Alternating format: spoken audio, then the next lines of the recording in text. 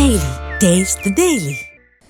AP CM చంద్రబాబుపై fire అయ్యారు మాజీ మంత్రి కన్నబాబు. తుఫాను వల్ల ఎంత పంట నష్టం జరిగింది, ఎంతమంది రైతులు నష్టపోయారు, ఎన్ని రోడ్లు పోయాయన్న డేటా లేదని విమర్శించారు. స్థానిక స్వపరిపాలన, ప్రజల వద్దకే పాలన కలకు నిజమైన రూపం ఇచ్చింది మాజీ సీఎం వైఎస్ జగన్ అని కొనియాడారు. చాలా గందరగోళంలో ప్రభుత్వాన్ని నడుపుతున్నారని విమర్శించారు. సచివాలయాలను విజన్ యూనిట్ అని అంటున్న చంద్రబాబు ఎవరి విజనరీనో చెప్పాలన్నారు. క్రికెట్ గెలిస్తే నాదే అంటావు. నేనేం అడుగుతున్నానంటే, నీ స్ఫూర్తితో క్రికెట్ కప్పు కొట్టారు కదా లోకేష్ గారి స్ఫూర్తితో. మీరు వచ్చి పొలాల గట్ల మీద కూర్చుని రైతులకి స్ఫూర్తినివ్వండి. ఎకరానికి 100 బస్తాలు 200 బస్తాలు పండిస్తారు. మీరు వచ్చి ఒక యూనివర్సిటీలో కూర్చోండి ఒక గంట. విద్యాశాఖ మంత్రి కదా, ఆక్స్ఫర్డ్ యూనివర్సిటీని దాటి స్థాయికి మన వాళ్ళు ప్రతిభ చూపించగలుగుతారు మీ స్ఫూర్తితో.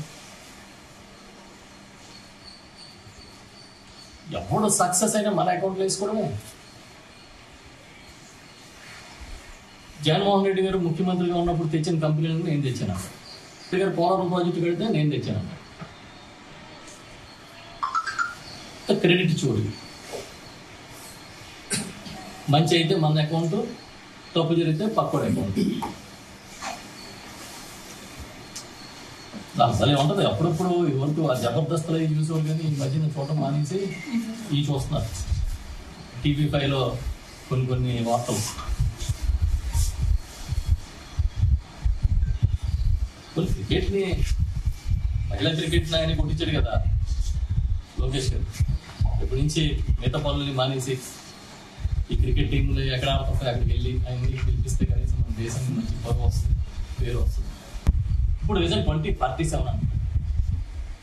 అప్పుడు ఎవరు బతుకుంటాడో తెలియదు కాబట్టి ఈ స్టోరీస్ వెళ్ళడం అవసరం.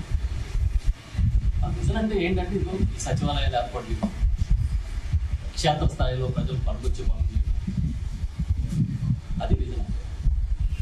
సిగ్గు చేటు చెప్పుకుంటే కనీసం క్షమాపణ చెప్పడం ప్రభుత్వం తరఫున. నిన్న విశాఖపట్నం KGHలో 12 గంటలు 13 గంటలు కరెంటు పోతే, జనరేటర్ వేసే దిక్కు లేకపోతే, జనరేటర్ కూడా లేకపోతే, ఒక పేషెంట్ చనిపోతే వాళ్ళు బంధువులు గొడవ చేస్తున్నారు చూడండి. దాని విజన్ అంటారా? మీరు బిల్లులు ఇవ్వలేదని